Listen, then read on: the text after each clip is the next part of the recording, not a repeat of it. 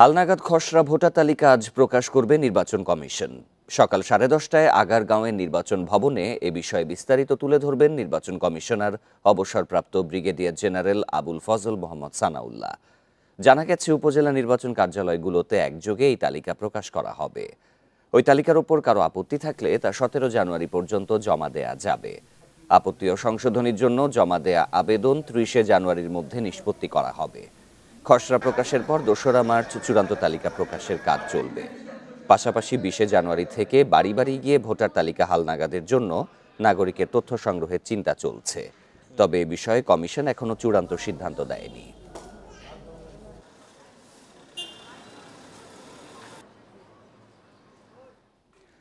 নির্বাচনের আগে যারা সংস্কারের কথা বলে তাদের উদ্দেশ্য সৎ নয় বলে মনে করেন বিএনপির ভারপ্রাপ্ত চেয়ারম্যান তারেক রহমান। কোনো হঠকারী সিদ্ধান্তে গণ অভ্যুত্থানের আকাঙ্ক্ষা যেন নষ্ট না হয়, সেদিকে সবাইকে সজাগ থাকার আহ্বান জানান তিনি। বুধবার ছাত্রদলের প্রতিষ্ঠাবার্ষিকীর অনুষ্ঠানে কথা বলেন তিনি। অনুষ্ঠানে মির্জা ফখরুল বলেন, দেশে আবারও চক্রান্তের খেলা শুরু হয়েছে, বিএনপিকে ভাঙার স্বপ্ন সফল হবে না। ছাত্রদলের 46তম প্রতিষ্ঠা বার্ষিকী উপলক্ষে এ আলোচনা সভা। রাজধানীর ইঞ্জিনিয়ার্স ইনস্টিটিউটে এই কর্মসূচিতে যোগ দেন সংগঠনটির ঢাকা মহানগর ও আশপাশের জেলার নেতাকর্মীরা।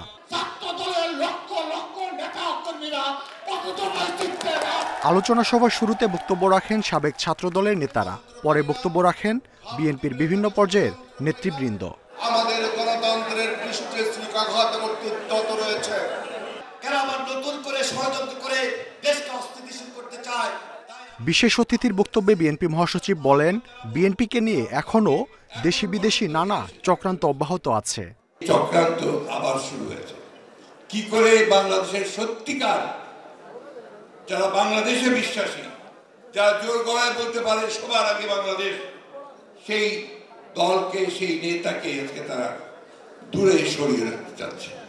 প্রধান অতিথি হিসেবে বক্তব্যের শুরুতেই নতুন বছরের শুভেচ্ছা জানান তারেক রহমান। বীর ছাত্র জনতাকে জানাই ইংরেজি নববর্ষের শুভেচ্ছা। বিএনপির ভারপ্রাপ্ত চেয়ারম্যান বলেন, স্বৈরাচার হাসিনার পতনের পর এখন দেশ গড়ার পালা। তবে সংস্কারের কথা বলে নির্বাচন বিলম্বিত করার কোনো সুযোগ নেই।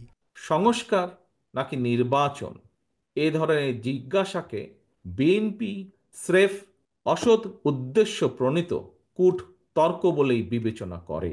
গণতান্ত্রিক আমি জনগণের প্রতি আহ্বান, আপনারা ধৈর্য হারাবেন না, নির্বাচনের জন্য মানসিক প্রস্তুতি নিতে থাকুন। নেতাকর্মীদের উদ্দেশ্যে তারেক রহমান বলেন, অনেক অপপ্রচার হবে, সব অপপ্রচার ষড়যন্ত্র রুখে দিয়ে ঐক্যবদ্ধ থাকতে হবে। কোনো হঠকারী সিদ্ধান্তের কারণে যাতে গণ অভ্যুত্থানের আকাঙ্ক্ষা বিনষ্ট হবার পরিস্থিতি সৃষ্টি না হয়। রাষ্ট্র সংস্কারের 31 দফা সবার কাছে তুলে ধরতে নেতাকর্মীদের প্রতি আবারও আহ্বান জানান তারেক রহমান। এবং সজাগ থাকতে হবে। মাহমুদ শরীফ, ইন্ডিপেন্ডেন্ট নিউজ, ঢাকা। সরকার যেভাবে বিভেদ সৃষ্টি করছে তাতে সংস্কার বা সুষ্ঠু নির্বাচন নিয়ে সংশয় রয়েছে বলে মন্তব্য করেছেন জাতীয় পার্টির চেয়ারম্যান জি.এম. কাদের। বুধবার বিকেলে রাজধানীর কাকরাইলে দলের প্রতিষ্ঠা বার্ষিকীতে তিনি এই মন্তব্য করেন।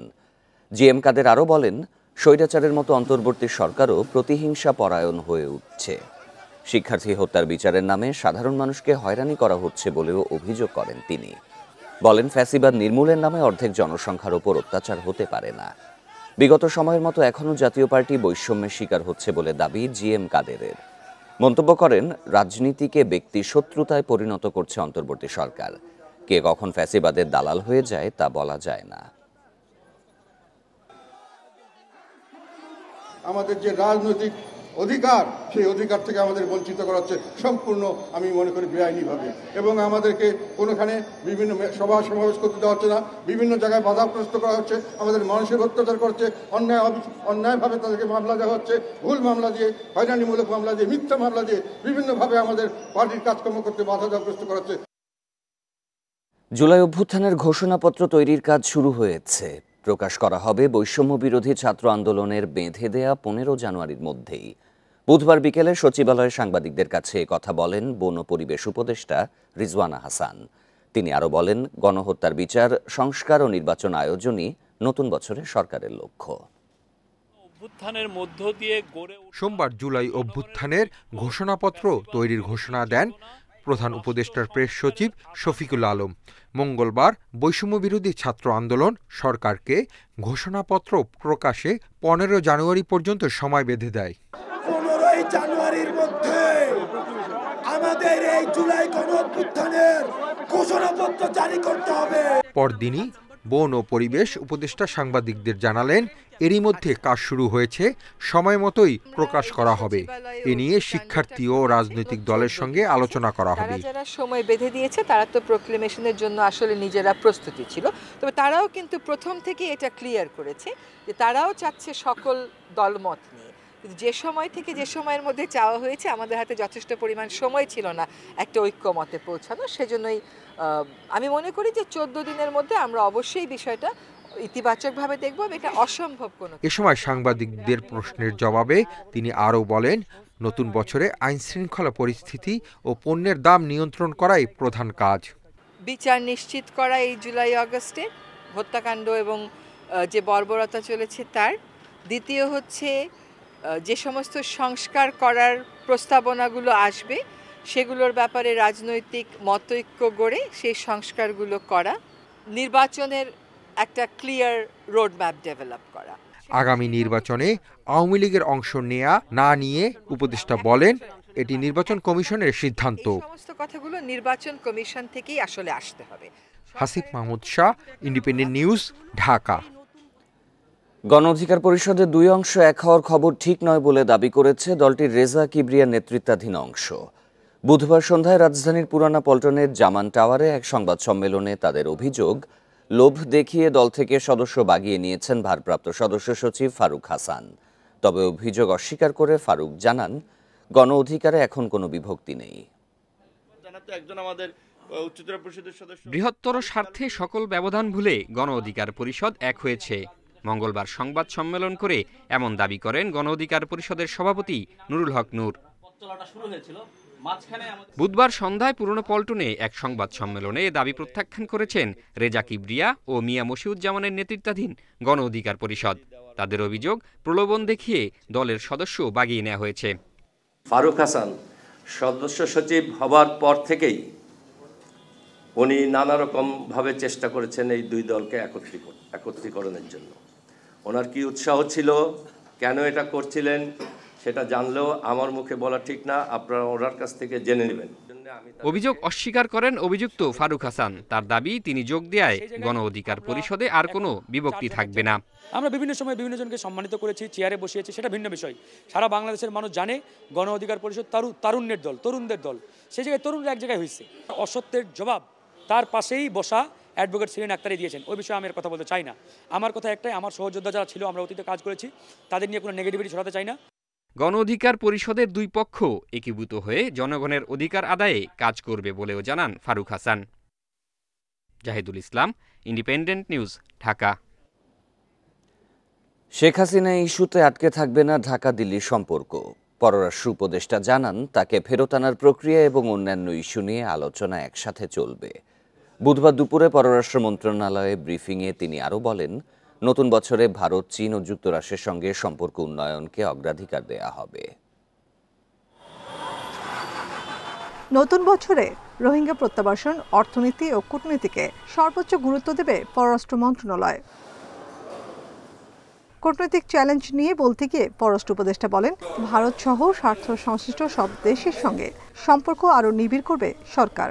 আমাদের প্রতিবেশীর সাথেও ভালো সম্পর্ক চাই, মার্কিন যুক্তরাষ্ট্রের সাথেও আমরা ভালো সম্পর্ক চাই, চীনের সাথেও ভালো সম্পর্ক চাই। কারণ আমাদের স্বার্থ আছে প্রতিটি ক্ষেত্রেই ভালো সম্পর্ক রাখার ক্ষেত্রে। এবং আমি বিশ্বাস করি যে যাদের কথা বললাম তাদেরও স্বার্থ নিহিত আছে ভালো সম্পর্কের মধ্যেই। প্রায়োরিটি কিন্তু কোনোটাই কম না, কারণ আমি মনে করি যে তিনটি দেশের সাথে সম্পর্কের ক্ষেত্রে আমাদের প্রায়োরিটি যথেষ্টই আছে। ভারত শেখ হাসিনাকে ফেরত না দিলে ঢাকা দিল্লির সম্পর্কে দূরত্ব আরও বাড়বে কিনা, এমন প্রশ্ন ছিল উপদেষ্টার কাছে।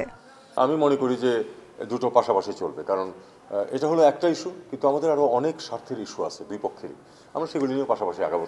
এ মাসেই দ্বিপাক্ষিক সফরে চীন যাচ্ছেন তিনি, তবে সূচি ও আলোচনা এজেন্ডা এখনো ঠিক হয়নি।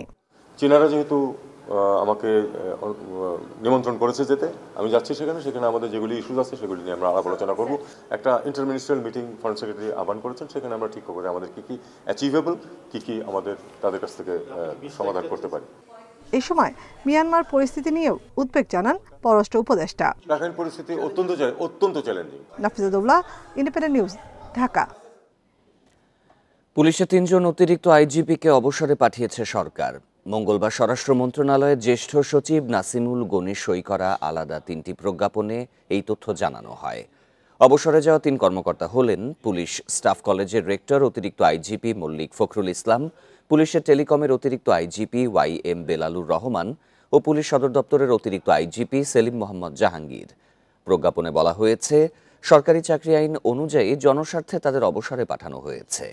বিধি অনুযায়ী তারা অবসরজনিত সুবিধা পাবেন। জনস্বার্থে জারি করা এই আদেশ অবিলম্বে কার্যকর হবে বলেও প্রজ্ঞাপনে বলা হয়েছে।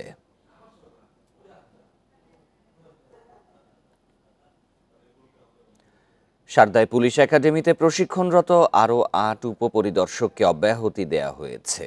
বুধবার রাত 8টার দিকে তাদেরকে এই চিঠি দেয়া হয়। একাডেমি ছাড়া নির্দেশনাও পেয়েছেন তারা। রোববার সন্ধ্যায় মাঠে নির্দেশনা না মেনে উচ্চস্বরে হইচই করার অভিযোগে 8 জনকে কারণ দর্শানোর নোটিশ দেয়া হয়েছিল। নোটিশে তাদের 3 কার্যদিবসের মধ্যে ব্যাখ্যা দিতে বলা হয়। ব্যাখ্যায় সন্তুষ্ট না হলে তাদের অব্যাহতি দেওয়ার কথাও জানানো হয়েছিল। সারদা পুলিশ একাডেমির অধ্যক্ষ মাসুদুর রহমান ভূঁইয়ার পক্ষে অব্যাহতি পত্রে স্বাক্ষর করেন একাডেমির পুলিশ সুপার তানভীর সালেহীন। এর আগে 3 ধাপে 313 জন এসআইকে মাঠে ও ক্লাসে বিশৃঙ্খলার অভিযোগে অব্যাহতি দেওয়া হয়েছে। জনপ্রশাসন মন্ত্রণালয়ের প্রজ্ঞাপন থেকে বাদ পড়া 43তম বিসিএস এ চাকরি প্রার্থীরা সচিবালয়ের সামনে অবস্থান কর্মসূচি পালন করেছেন। এ সময় প্রজ্ঞাপনে অন্তর্ভুক্তির দাবিও জানান তারা। বুধবার দুপুরে সচিবালয়ের সামনে জড়ো হন তারা। এ সময় সরকারি কর্ম কমিশনের সুপারিশ পাওয়ার পর দ্বিতীয় প্রজ্ঞাপনে কেন বাদ পড়েছেন তা জানতে জনপ্রশাসন মন্ত্রণালয়ের কাছে প্রশ্ন রাখেন তারা। 43তম বিসিএস এ নিয়োগের জন্য জনপ্রশাসন মন্ত্রণালয়ের 15 অক্টোবরের প্রজ্ঞাপন বাতিল করে গত 30শে ডিসেম্বর নতুন করে আবারও প্রজ্ঞাপন জারি হয়। নতুন প্রজ্ঞাপনে বাদ পড়েন 168 জন। 43তম বিসিএস এর দ্বিতীয় প্রজ্ঞাপন থেকে বাদ পড়েছেন মোট 267 জন।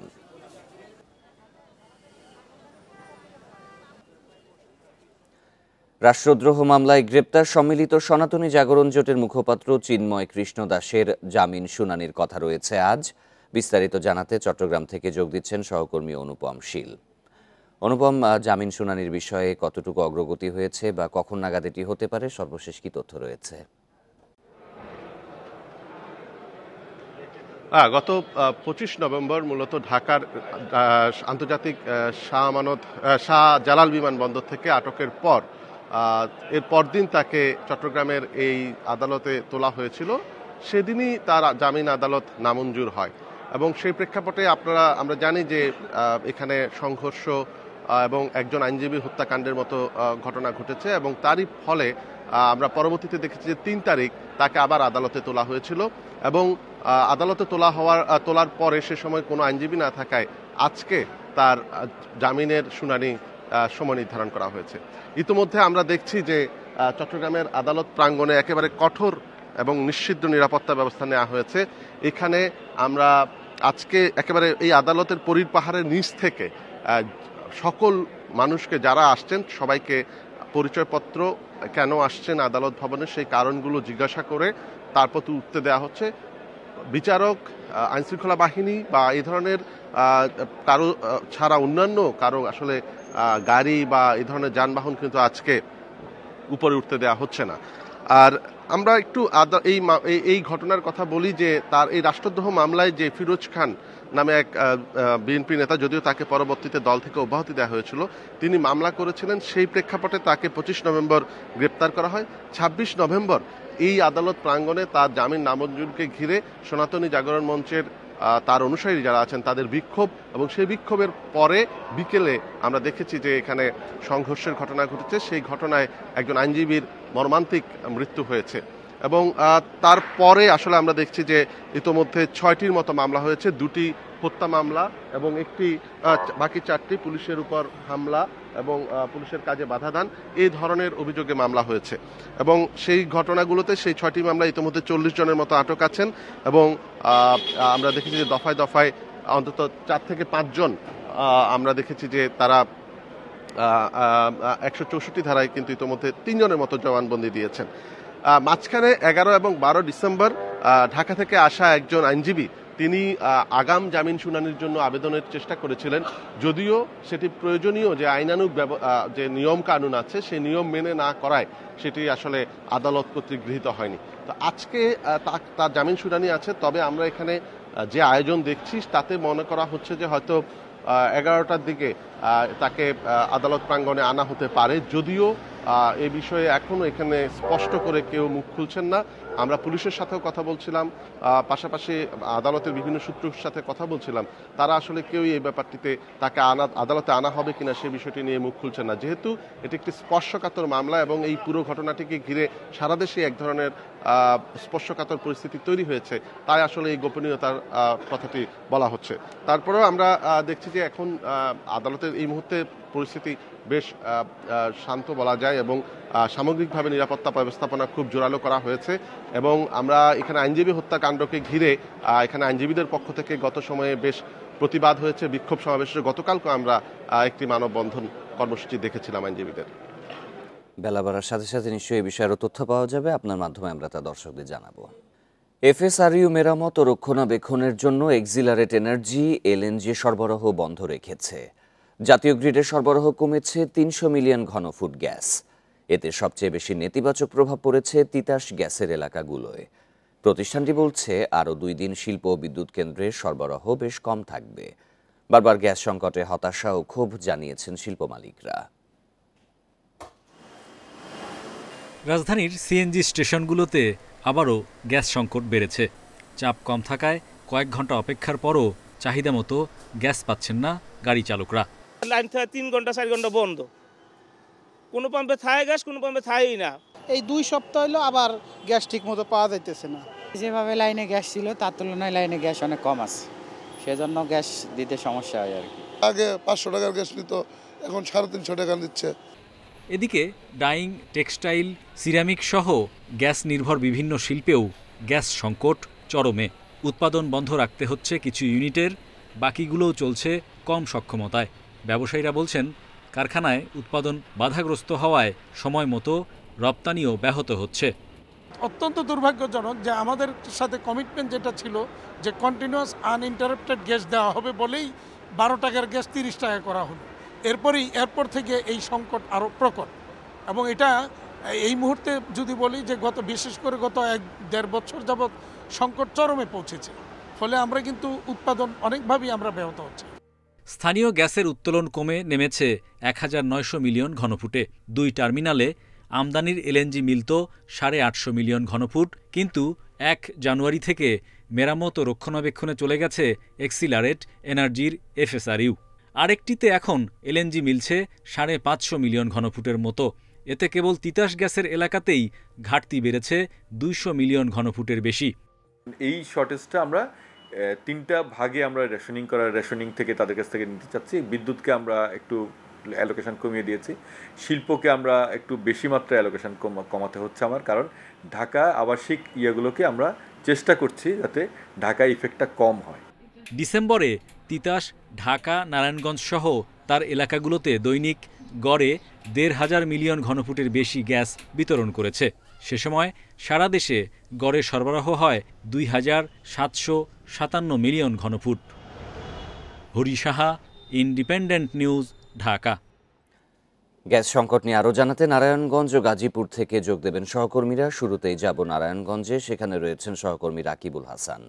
রাকিব, এই গ্যাস সংকটের কারণে শিল্প কারখানা এবং ডাইং, টেক্সটাইল, সিরামিক ইন্ডাস্ট্রি সহ যারা গ্যাসের উপর নির্ভরশীল তারা কি পরিমাণ ক্ষতির সম্মুখীন হচ্ছেন? দেখুন, নারায়ণগঞ্জ এই রপ্তানিমুখী যেই নিট শিল্প কারখানা আছে প্রায় 700 প্রতিষ্ঠান, এই গ্যাস সংকটের কারণে, গ্যাসের চাপ কম থাকার কারণে তারা কিন্তু একেবারে উৎপাদন ব্যাহত হচ্ছে তাদের।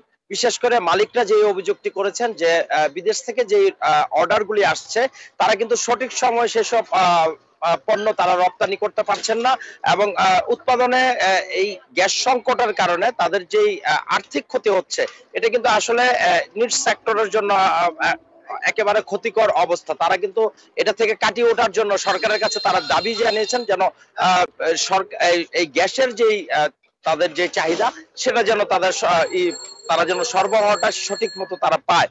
এবং বিকেএমইর যে সভাপতি মোহাম্মদ হাতেম আমাদেরকে জানিয়েছেন যে বিগত সময়েও এই গ্যাসের সমস্যা ছিল এবং বর্তমানেও গ্যাস সংকটের কারণে এই রপ্তানিমুখী প্রতিষ্ঠানগুলো মারাত্মকভাবে ক্ষতিগ্রস্ত হচ্ছে এবং তারা যে বিষয়টি জানিয়েছেন যে তারা সরকারের চাহিদা অনুসারে তাদের সাথে যে চুক্তি ছিল সেই অনুসারে তারা এই গ্যাস সরবরাহ তারা পাচ্ছেন না এবং এতে করে কিন্তু এই রপ্তানিমুখী নিট বাণিজ্য শিল্প প্রতিষ্ঠানগুলি সেটা কিন্তু মারাত্মক ক্ষতির সম্মুখীন হচ্ছে এবং শ্রমিকরাও এই ক্ষেত্রে অনেক প্রতিষ্ঠানের অনেক ইউনিট বন্ধ রয়েছে, যার কারণে শ্রমিকরাও বেকার হয়ে পড়ছে।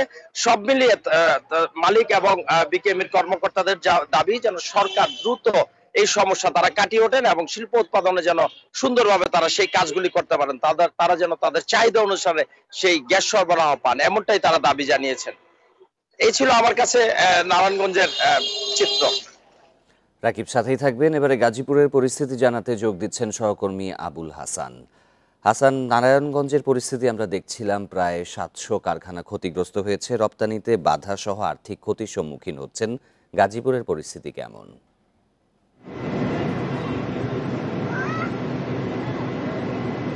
দেখুন, গাজীপুরে আমরা যে খবর পেয়েছি শিল্প পুলিশের মাধ্যমে এবং এখানে তৈরি পোশাক কারখানার মালিকদের সঙ্গে কথা বলে শিল্প পুলিশ যেটা জানিয়েছেন যে গাজীপুরে 2000-এর বেশি তৈরি পোশাক কারখানা রয়েছে এবং সব মিলিয়ে সিরামিক ওষুধ সহ 5,500-এর মতন কারখানা রয়েছে এবং এগুলোর মধ্যে বেশিরভাগই কিন্তু গ্যাস নির্ভর এবং আমরা যেটি দেখেছি যে সিএনজি পাম্পও রয়েছে গাজীপুরে উল্লেখযোগ্য সংখ্যক এবং এই সবগুলো জায়গাতেই কিন্তু গ্যাসের যে সংকট সেটি তীব্রভাবে আমরা দেখতে পাচ্ছি এবং কারখানা মালিকরা যেটি অভিযোগ করছেন যে তাদের যে চাহিদা দৈনিক 15 PSI চাপের গ্যাস সরবরাহ থাকার কথা, সেখানে তারা পাচ্ছেন 2 থেকে 3 PSI, ফলে তাদের যে মেশিনপত্র সেই মেশিনপত্র চালানোর মতো গ্যাস সরবরাহ তারা পাচ্ছেন না, ফলে দিনের বেশিরভাগ সময় তাদেরকে হয় মেশিন বন্ধ রাখতে হচ্ছে, না হলে জেনারেটর চালিয়ে তাদের মেশিন সচল রাখতে হচ্ছে। এক্ষেত্রে ডিজেল চালিত জেনারেটর চালাতে গিয়ে তাদের কিন্তু বেশি খরচ করতে হচ্ছে এবং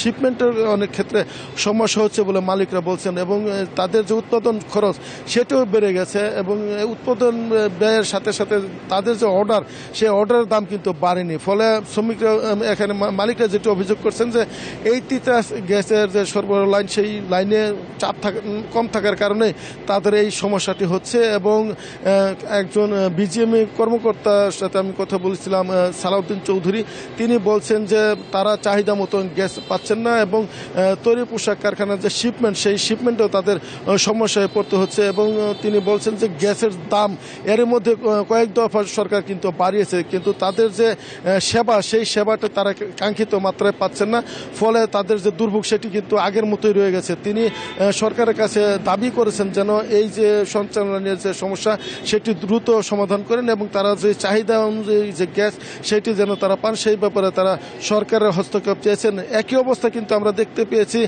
সিএনজি পাম্পগুলোতেও, সেখানে কিন্তু সকাল থেকে অনেক সিএনজি পাম্পে গ্যাস নেই, ফলে অনেক গাড়ি কিন্তু ঘুরিয়ে দেওয়া হচ্ছে এবং দুপুরের কিছু আগে এখানে গ্যাসের এখানে কিছুটা গ্যাস পাওয়া যাচ্ছে এবং এটার কারণে কিন্তু গ্যাসের সমস্যা হচ্ছে এবং একই অবস্থা কিন্তু আমরা দেখতেছি রান্না বান্নার যে কাজ সেখানেও কিন্তু গ্যাসের সংকট রয়েছে এবং সেখানে রান্না বান্নার যে গ্যাস সেই গ্যাসে কিন্তু পাচ্ছে না, ফলে যারা গৃহিণী তারাও কিন্তু এখানে সংকটে পড়েছেন, দুর্ভোগে পড়েছেন এবং তারা যেটি বলছেন যে গভীর রাতে কিছুটা গ্যাস পেলেও সকালে কিন্তু সেই গ্যাস নেই এবং সেই গ্যাস না থাকার কারণে তাদের কিন্তু রান্না বান্নায় বেশ দুর্ভোগে পড়তে হচ্ছে, সমস্যা পড়তে হচ্ছে। এই ছিল গাজীপুরের গ্যাস সরবরাহের সঞ্চালনের যে সমস্যা, সেই সমস্যার সর্বশেষ পরিস্থিতির খবর। গ্যাস সংকটের বিষয়ে গাজীপুর ও নারায়ণগঞ্জ থেকে জানাচ্ছিলেন সহকর্মীরা। শীতেলেই বেড়ে যায় কচ্ছপ শিকার ও পাচার। চাঁদপুর কুমিল্লার জলাধার থেকে ধরে এদের নেওয়া হয় দিনাজপুর বগুড়ায়। সম্প্রতি বন বিভাগের বেশ কয়েকটি অভিযানে প্রায় 30 মণ কচ্ছপ উদ্ধার করে বন বিভাগ। বন্যপ্রাণী অপরাধ ইউনিট বলছে, শুকনো মৌসুমে জলাশয়ের পানি শুকিয়ে এলে একটি চক্র নামে কচ্ছপ ও পরিযায়ী পাখি শিকারে। অপরিচিত পরিবেশ, তাই অবাক চোখে চারপাশ দেখে ফিরছে কড়িকাট্টা কচ্ছপ। নিজ আবাস জলাশয় থেকে আশ্রয় হয়েছে ইট সিমেন্টের মেঝেতে। বন বিভাগের বন্যপ্রাণী উদ্ধার কেন্দ্রে আরও আছে হলুদ সন্ধি কচ্ছপ, যা রাতের বাসে উত্তরবঙ্গে পাচার হচ্ছিল। সম্প্রতি চাঁদপুর কুমিল্লায় মাছের আড়তে অভিযান চালিয়ে ৩ প্রজাতির কচ্ছপ উদ্ধার করে বন্যপ্রাণী অপরাধ দমন ইউনিট। কুচিয়া ব্যবসার সাথে সম্পৃক্ত আছে, তাদের সাথে এই কচ্ছপ ধরার কিছু লোক থাকে আলাদা, তারা আসলে প্রতি বছর একটা কন্টাক্টে থাকে। কুমিল্লা চাঁদপুরে বিভিন্ন খাল বিল নদী নালার এই ভিতর থেকেই এদেরকে ধরা হয়। পাচারের সময় গেল 15 দিনে প্রায় 30 মন কচ্ছপ উদ্ধার হয়েছে। বন বিভাগ বলছে, শীতে খালবিল শুকিয়ে গেলে কচ্ছপ শিকারে নামে একটি চক্র, যাদের সাথে দেশের বিভিন্ন প্রান্তে পাচারকারীদের যোগাযোগ রয়েছে। জলাশয় থেকে এসে মাটির নিচে থাকবে এবং ডিম পাড়বে। যারা ধরে তারা এখন ওই যে গুছি দিয়ে এগুলির এভাবে গর্ত ইয়ে করে এগুলি হারভেস্ট করে। সুতরাং এগুলির মুভমেন্ট আমাদের দেশে এক এলাকা থেকে আরেক এলাকা হতে পারে, অথবা প্রতিবেশী দেশেও যেতে পারে। শীতের শুরুতে পরিযায়ী পাখির আনাগোনা বাড়ে, বিশেষ করে সরালি, বক ও হাঁস প্রজাতির পাখি জলাশয়ে দেখা যায় বেশি। এই সুযোগে পাখি শিকারীরা সক্রিয় হয়ে ওঠে। এরা উচ্চ মূল্যে এসব বিক্রি করে অভিজাত রেস্তোরাঁয়। পাখিগুলো দেখেন আপনি, সাইজটা কিন্তু খুবই ছোট, প্রায় 200 গ্রাম মাংস হবে না। তো এই 200 গ্রাম মাংসের জন্য কিন্তু মানুষ 1500 টাকা আপনার সহজেই খরচ করছে। কিন্তু আপনি দেখেন একটা হাঁস যদি আপনি কিনেন 500 টাকায় কিন্তু আপনি 1200-1300 গ্রামের একটা দেশি হাঁস পেয়ে যাবেন। পাখি ও কচ্ছপ শিকার, বেচা বিক্রি ও খাওয়া দণ্ডনীয় অপরাধ। বন্যপ্রাণী সংরক্ষণ আইনে লাখ টাকার জরিমানা অথবা 1 থেকে 5 বছরের জেলও হতে পারে। Shahriar Anirban, independent News, Dhaka. দেশের ইতিহাসে সবচেয়ে বেশি 263 কোটি 90 লাখ ডলারের রেমিটেন্স এসেছে ডিসেম্বরে। একক মাস হিসেবে আগে কখনোই এত পরিমাণ রেমিটেন্স আসেনি। বাংলাদেশ ব্যাংকের তথ্য বলছে, এর আগে করোনাকালীন 2020 সালের জুলাই মাসে 259 কোটি ডলার রেমিটেন্স এসেছিল। এবার সেই রেকর্ড ভাঙল 2024 সালের বিজয়ের মাস ডিসেম্বরে। অর্থবছরের প্রথম 6 মাসে রেমিটেন্স এসেছে 1377 কোটি ডলার, যা আগের অর্থবছরে একই সময়ে ছিল 1080 কোটি ডলার।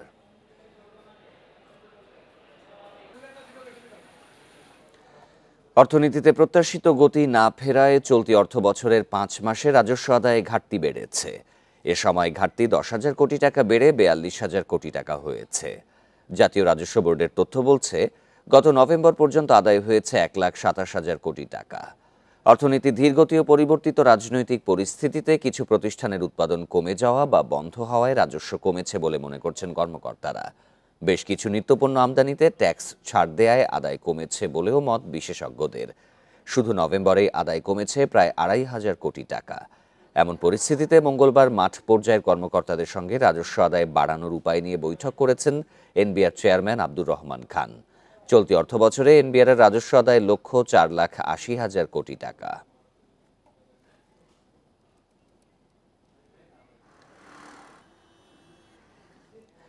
দেশের জাহাজ ভাঙা শিল্পে কমেনি নিরাপদ কর্মপরিবেশ নিয়ে উদ্বেগ। 2024 সালে বিভিন্ন ইয়ার্ডে মোট 32টি দুর্ঘটনায় মৃত্যু হয়েছে 7 শ্রমিকের, আহত হয়েছেন 37 জন। আগের বছরও 22 দুর্ঘটনায় মারা যান 7 জন। বিশেষজ্ঞরা বলছেন, সম্ভাবনাময় এই খাতে দুর্ঘটনার পেছনে সংশ্লিষ্ট সব পক্ষেরই গাফিলতি আছে। আর মালিকপক্ষের দাবি, সাম্প্রতিক নানা উদ্যোগে এই শিল্পে কর্মী নিরাপত্তা বেড়েছে। বিশ্বের অন্যতম ঝুঁকিপূর্ণ ও বিপজ্জনক একটি শিল্পখাত শিপ ব্রেকিং বা পুরনো জাহাজ ভাঙা। চট্টগ্রামের সীতাকুণ্ড উপকূলে ছোট বড় 150 শিপ ব্রেকিং ইয়ার্ডে প্রতি মাসে ঘটছে দুর্ঘটনা ও শ্রমিক হতাহতের ঘটনা। Bangladesh Institute of Labour Studies বিলসের তথ্য মতে 2024 সালে চট্টগ্রামের বিভিন্ন শিপইয়ার্ডে মোট 32টি বড় দুর্ঘটনা ঘটে। এতে 7 শ্রমিকের মৃত্যু ও অন্তত 37 জন আহত হন। ইয়ার্ডগুলোতে দুর্ঘটনার মূল কারণ চিহ্নিত করেছেন বিশেষজ্ঞরা। অস্থায়ী ভিত্তিতে অনভিজ্ঞ শ্রমিক নিয়োগ, পর্যাপ্ত বিশ্রামের অভাব, কাজের সময়সীমা না মানা, পর্যাপ্ত নিরাপত্তা ব্যবস্থা না থাকা এবং উপযুক্ত পরামর্শক নিয়োগ না করায় কমছে না দুর্ঘটনা। এছাড়া যে কোনো দুর্ঘটনায় দায়সারা তদন্তের কারণে পরিস্থিতির উন্নতি হচ্ছে না। তদন্ত কমিশন আসে, অনুসন্ধান কমিটি আসে, কিন্তু দেখা যায় যে আমরা সঠিক কারণটা হয়তো উদ্ধার করা যাচ্ছে না। এই সঠিক কারণটা উদ্ধার করা না গেলে আমি কিভাবে ওই প্রবলেমটাকে আমি নিরসন করতে পারবো। একটি বেসরকারি সংস্থার গবেষণা বলছে, গেল এক দশকে শিপ ব্রেকিং ইয়ার্ডে দুর্ঘটনায় অন্তত 146 জন শ্রমিকের মৃত্যু হয়েছে। এর মধ্যে 2024 সালে আন্তর্জাতিক সনদপ্রাপ্ত একটি গ্রিন ইয়ার্ডে বিস্ফোরণে 6 জনের মৃত্যু নতুন শঙ্কার জন্ম দিয়েছে। গ্রিন ইয়ার্ডগুলোতে সাধারণত দেশি বিদেশি সার্ভেয়ার প্রতিষ্ঠানের কঠোর নজরদারি থাকে। এদিকে মালিক পক্ষের দাবি, ইয়ার্ডে দুর্ঘটনা জড়িত সংকট কমেছে। আমাদের সংকট নেই, কারণ শ্রমিক তো অনেক কম লাগে, সংকটের কোনো কারণ নেই। দুর্ঘটনা অনেক আগে থেকে কমে গেছে, কারণ যেই থেকে অত্যাধুনিক হয়ে গেছে। শিপ ব্রেকিং ইয়ার্ডগুলোকে নিরাপদ করতে সরকারের সহযোগিতার অভাব আছে বলেও অভিযোগ খাত সংশ্লিষ্টদের। ইন্টারন্যাশনাল রুলস রেগুলেশন কমপ্লাই করতে হলে অনেক সময় অনেকগুলো জিনিসকে ইম্পোর্ট করতে হলে রিকোয়ারমেন্ট যা আছে ওটা না ভেঙে একটু ফাস্টার করার হলে একটা আমাদের সরকারের কাছে চাহিদা। বর্তমানে দেশে 4টি ইয়ার্ড নিরাপদ গ্রিন সনদ পেয়েছে। নতুন বছরে আরও 12 থেকে 14টি ইয়ার্ডের সনদ পাওয়ার কথা রয়েছে। অনুপম শীল, ইন্ডিপেন্ডেন্ট নিউজ, চট্টগ্রাম। দেশের কয়েকটি বিভাগের ওপর দিয়ে কয়েক দফায় মাঝারি ও তীব্র শৈত্যপ্রবাহের আভাস দিয়েছে আবহাওয়া অধিদপ্তর। এ মাসে 3 থেকে 4টি শৈত্যপ্রবাহের ইঙ্গিত দিচ্ছে তারা। এছাড়া গত কয়েক বছরের চেয়ে এবার জানুয়ারিতে শীত বেশি পড়তে পারে। হিমেল বাতাসের সঙ্গে ঝরছে কুয়াশা।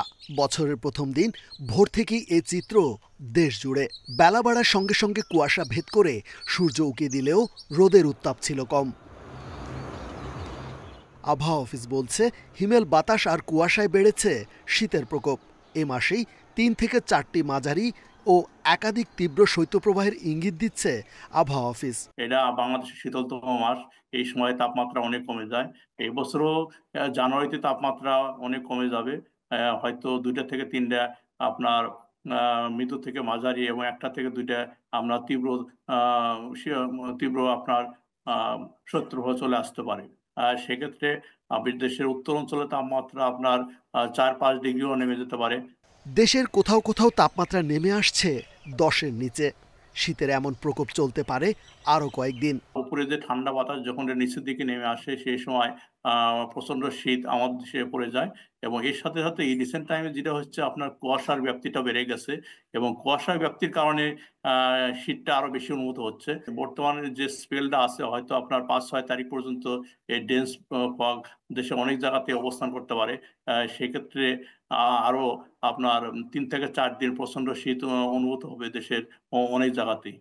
আবহাওয়া অফিসের পূর্বাভাসে বলা হয়েছে, অস্থায়ীভাবে আংশিক মেঘলা আকাশ সহ সারা দেশের আবহাওয়া প্রধানত শুষ্ক থাকবে। এ সময় মাঝারি থেকে ঘন কুয়াশায় বাড়তে পারে শীতের তীব্রতা। রেজওয়ানুল হক, ইন্ডিপেন্ডেন্ট নিউজ, ঢাকা। রাজধানী সহ সারা দেশেই বেড়েছে শীতের দাপট। সেই খবর জানাতে এবার যোগ দেবেন সহকর্মীরা। শুরুতে রাজধানী ঢাকার পরিস্থিতি হাতিরঝিল এলাকা থেকে জানাবেন সহকর্মী জাহিদুল ইসলাম। জাহিদুল, আবহাওয়ার পূর্বাভাস আগেই বলা হয়েছিল জানুয়ারি মাসে শীতের প্রকোপ বাড়তে পারে। রাজধানীবাসী শীত কতটা টের পাচ্ছেন?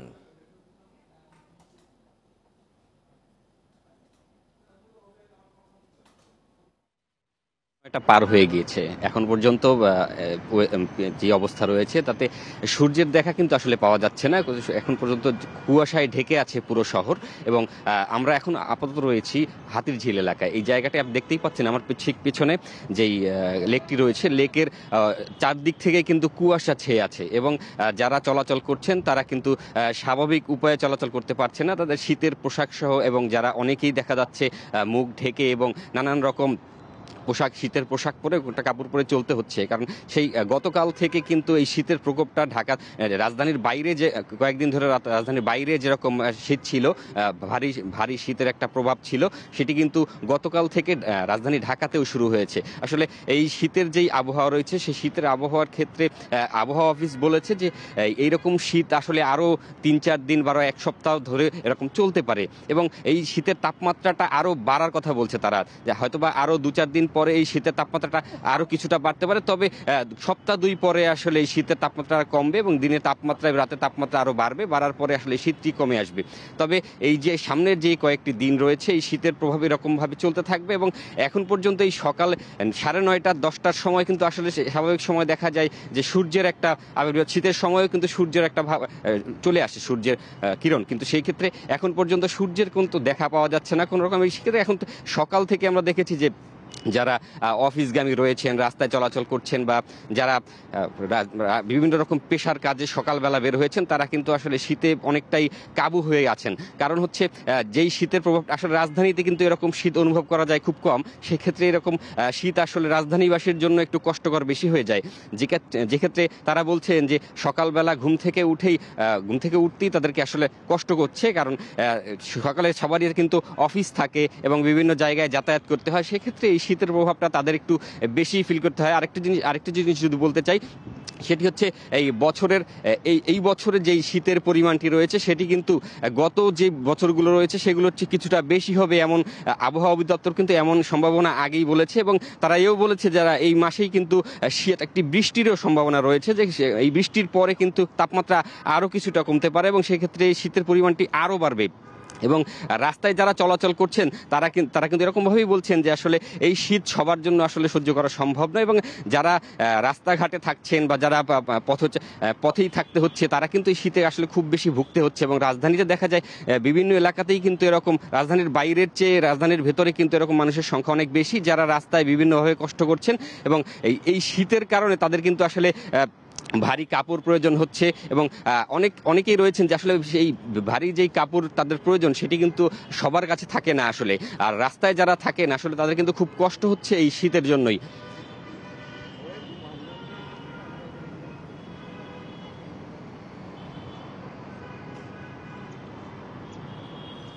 জাহিদুর আমাদের সাথেই থাকবেন। এবারে ঢাকার বাইরের পরিস্থিতি জানাতে মৌলভীবাজার থেকে যোগ দিলেন সহকর্মী তুহিনুর রশিদ।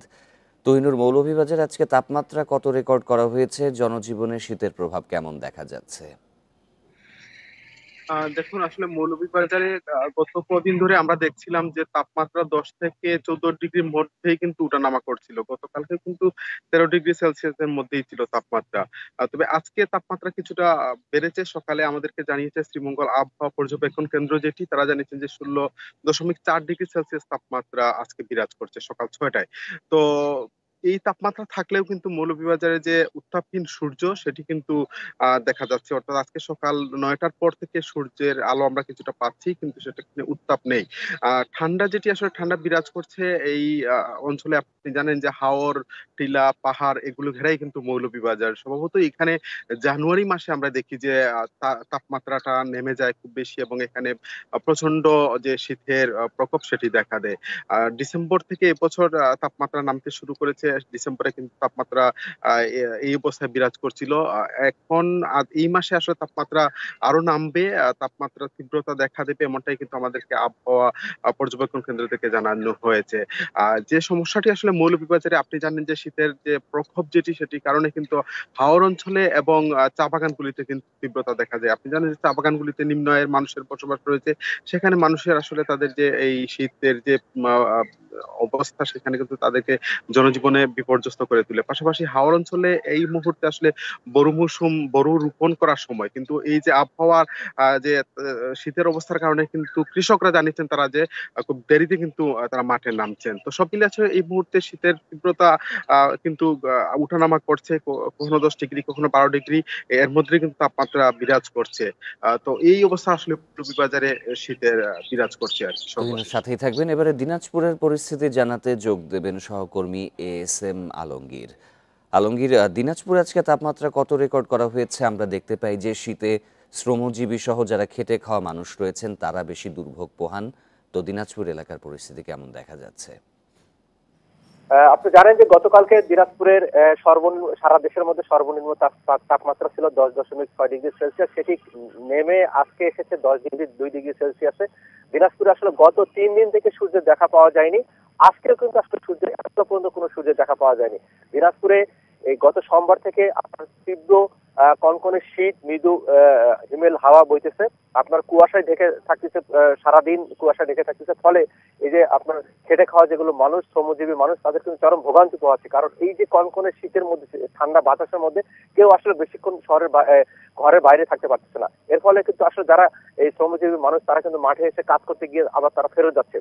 আর বিশেষ করে যেসব মানুষ সবসময় হোটেল বা রেস্তোরাঁ কাজ করতেছে, সবসময় তাদেরকে পানি ব্যবহার করতে হয়, এই মানুষগুলো আসলে বেশিক্ষণ কাজ করতে পারতেছে না। পাশাপাশি আপনাকে আরেকটু বলে রাখি যে হঠাৎ করে এই তীব্র শীতের কারণে এবং কুয়াশার কারণে কিন্তু আমি দেখতে পেয়েছি যে বীজতলাগুলোতে আসলে সকলে পলিথিন দিয়ে ঢেকে রাখতেছে। এখন আপনি জানেন যে বীজতলা তৈরি হচ্ছে, সেই বীজতলাগুলোকে আসলে চরম, এই ধরনের যদি শৈত্যপ্রবাহ যদি আসলে থাকে তাহলে কিন্তু আসলে বীজতলাগুলোর সমস্যা হবে বলে কৃষকরা আমাদেরকে জানিয়েছে। এর পাশাপাশি আসলে দিনাজপুরে হঠাৎ করে কিন্তু এই শীতটা পড়েছে। গত নভেম্বর মাসে কিন্তু এই ধরনের কোনো শীত ছিল না। এই শীত হঠাৎ করে আসার কারণে কিন্তু সকলে নভেম্বর মাসে এই ধরনের শীত বা কুয়াশা না থাকার কারণে সকলে ধরে নিয়েছিল যে আসলে এবার হয়তো তেমন শীত পড়বে না। কিন্তু এবার এই গত সোমবার থেকে কিন্তু শীতের তীব্রতা এতটা বেড়েছে যে মানুষ আসলে হঠাৎ করে একটু শ্রমজীবী মানুষ তারা একটু সমস্যার মধ্যে পড়ে গেছে। তো আর বিশেষ করে শীতের কাপড় যেগুলো আছে, সেই শীতের গরম কাপড়গুলো এখনো পর্যাপ্তভাবে বিতরণ হয়নি, যার কারণে কিন্তু এই শ্রমজীবী মানুষদের চরম সমস্যার মধ্যে তাকে পড়তে হচ্ছে। এই ছিল আসলে দিনাজপুরের সর্বশেষ অবস্থা। রাজধানী ঢাকা এবং ঢাকার বাইরে শীতের পরিস্থিতি জানাচ্ছিলেন সহকর্মীরা। এই ছিল বিরতিহীন সংবাদে। সব খবরের আরো বিস্তারিত জানতে চোখ রাখুন ফেসবুক, ইউটিউব এবং এক্সে। আমন্ত্রণ পরের আয়োজনে।